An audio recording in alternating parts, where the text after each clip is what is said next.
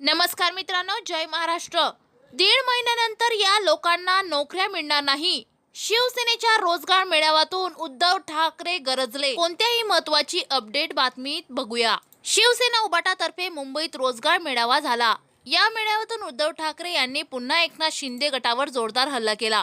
एकनाथ शिंदे यांच्या शिवसेनेला नाव न घेता उद्धव ठाकरे म्हणाले, दीड महिन्यानंतर सरकारमध्ये बसलेले गद्दार बेकार होणार आहेत, परंतु त्यांना नोकऱ्या मिळणार नाही। आम्ही त्यांना रोजगार देणार नाही। एकाही गद्दारास नोकऱ्या देणार नाही। महिनाभरात तुमचा हिशोब मांडल्याशिवाय राहणार नाही। उद्धव ठाकरे यांनी एक मिश्लील सवाल विचारला आहे। उद्धव ठाकरे म्हणाले, मुंबई महाराष्ट्राला मिळाली, पण मुंबईत मराठी माणसांसाठी दारे बंद होती। मुंबईत मराठी माणसाला उद्योग आणि रोजगाराची संधी मिळत नव्हती।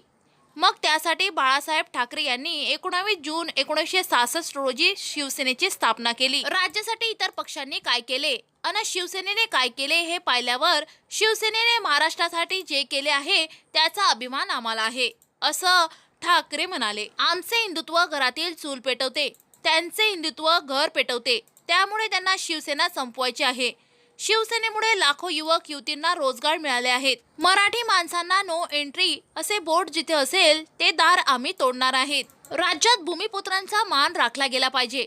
2.5 वर्षात एकही मोठा प्रकल्प सुरू नाही। आज एकही गुंतवणूकदार राज्यात येण्यास तयार नाही। आम्ही लोकांना नोकऱ्या देऊ, रोजगार उपलब्ध करून देऊ, असं उद्धव ठाकरे यांनी महाराष्ट्रातील जनतेला आव्हान दिले आहे। तेव्हा येत्या निवडणुकीत तुम्ही कोणाच्या बाजूने उभं राहणार हे कमेंट बॉक्समध्ये नक्की कळवा।